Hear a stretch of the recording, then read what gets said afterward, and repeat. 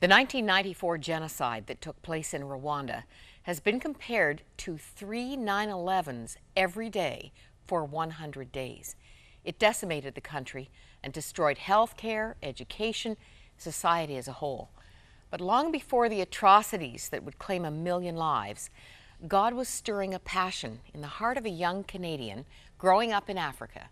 Today, Richard Taylor is a very young executive director of the Wellspring Foundation for Education. He comes to us from Langley, BC, which is home now. Richard, I don't know how often you get over there, but your heart is all about Rwanda. Absolutely. God gripped my heart for Rwanda back in 2002, traveling there after university at Trinity Western, and went there with a group of 5 guys. And we went there not really to help anybody. We bought our own vehicle, we traveled around, we took a lot of pictures, rafted the Nile, climbed Mount Kilimanjaro, and then we arrived in Rwanda. Well, you said that also fast. What an adventure. Yes, it was an incredible adventure. The Nile, Kilimanjaro. Yeah. So we weren't prepared. What we weren't prepared, though, for is Rwanda. And we arrived in Rwanda to volunteer for a couple weeks with a local church.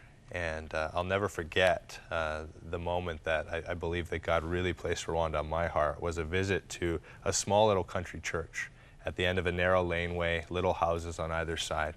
And from far away, the church looked very idyllic. But as we came closer, we began to see that there was holes in the walls and in the roof. And then entering into the sanctuary of this church, a place that was supposed to be a place of worship, we recognized that 8 years later, after the '94 genocide, it hadn't even been fully cleaned up, that there were still bodies lying in the pews, that there was a skull on the altar. It was really one of the most horrific feelings that I've ever had. And so in that time, having a chance to talk with Rwandans and hear some of their pain was incredibly moving for me. But at the same time, to see that stark need, and then also to hear Christians talking about how God wanted to use their nation as a source of light to others, that he was bringing healing. I heard a lot of them talk about Isaiah 43:19, where God says, see, I'm doing a new thing. Now it springs up. I'm making a way in the wasteland and streams in the desert. So it really is, it was that combination of incredible need, but also incredible vision for the future, examples of lives who have been touched that really drew me to Rwanda. From a photo safari, I think that's what you were calling it, to becoming world shapers. Jeff, tell us about Jeff. He's a part of the team here. That's right. Jeffrey Comont was a co-founder of Wellspring. He and I guess, are about as close as anybody could be in life. He grew up in Africa like I did. He's a missionary kid. He's a missionary kid. His parents worked in Zambia and then worked in Kenya and then finally in Rwanda. And it was his connection to Rwanda initially that brought us to Rwanda. Well, I just love God's orchestration in everything. And in the genesis of this ministry, you got 2 guys with missionary backgrounds in Africa, and now you're brothers-in-law. We are. That was never planned by you guys. None of this was planned by us, but it does seem like God orchestrated the connection, and even to the place of being brother-in-laws, marrying into the same family. Both of our wives are from Portland, Oregon. Oh, that's too cute. Met in university, and not from a missionary or international background. So it was quite the thing when our father-in-law actually heard about this whole work in Rwanda. I think he was pretty skeptical at first, but when he traveled there for the first time, he recognized why God had placed it so strongly on our hearts. Now, we've got a nation that I understand is not quite the size of Vancouver Island. Yeah, that's the good comparison. 50 years of violence. 16 years ago, Rwanda was pretty much written off, just devastated. That's not the state of things today. In fact, Rwanda is one of the most stable countries in Africa. It is, and it's a surprise Yeah. to many people because, as you said, the word that people associate with the country is genocide. Not hope, not forgiveness, but genocide. And yet, Rwanda today is a completely different place. God has really transformed the hearts and lives of so many who are there. And I think it's one of the greatest untold stories that there is in the world today. Now, a statistic that means a great deal to you and your focus, 40% of Rwandans are under 15. That's right. You are all about shaping the leadership to come. One of the most influential conversations I had early on was with an older man who had lived through the genocide and who was a part of the reconciliation process. And he said to me, you know, you can't teach an old fox new tricks. And he wasn't writing off the ability of older people to actually change. But what he was pointing at was this 40% of young people. He said, if we can impact this next generation at this critical time in our history, these young people who hadn't actually personally experienced the genocide but still live with some of its scars, he said, we can do something incredible in turning this place around. And so he said, Christians need to be at the forefront of pouring into these young lives, of educating them in an entirely different way that not only impacts their head, but also impacts their heart. Well, I think one of the great ways we can tell the story and ignite hearts is with a few moments of video, and I'm going to let you introduce it. Okay, so the video that is being shown is one that was shot in Rwanda by a group of friends who are around my age, and the intent of it is really just to lay out the huge opportunity that exists in Rwanda today, what we're doing to address it. It also tells the story of a little girl named Pauline. And this little girl, as the film clip will show, is a girl who has faced a tremendous struggle in life, and yet her determination to gain an education it's part of the reason why we're so motivated to do what we do. Okay, here's a slice of the story God is writing in Rwanda. Dawn in the Central African country of Rwanda.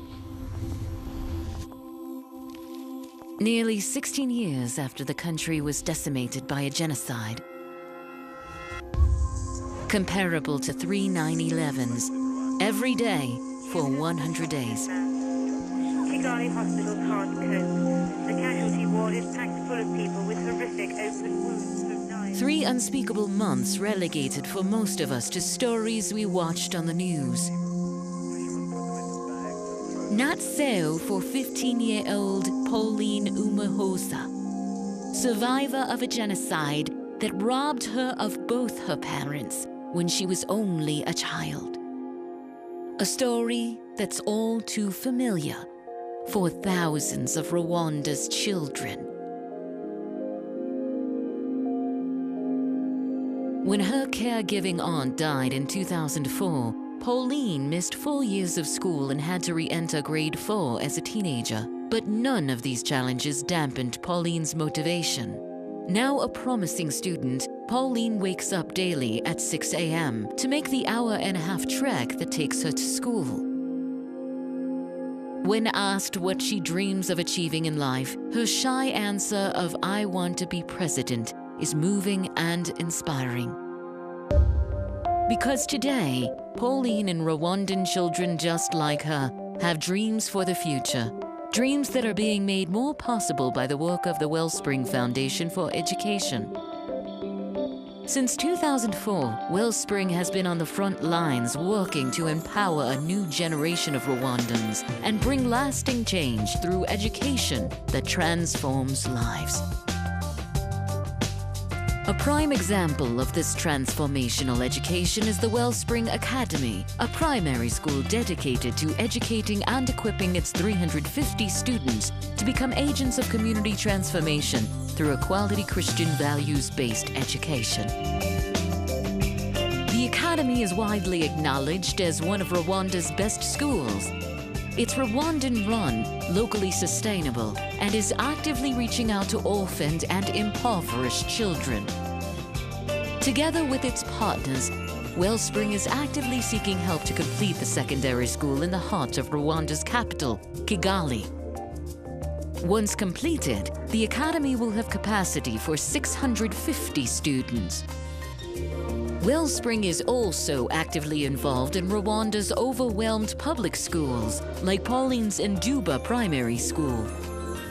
Here, teachers struggle to help their students succeed against overwhelming odds, rampant absenteeism, low morale, a legacy of mistrust, average class sizes of 70 or more, few resources, and little professional support.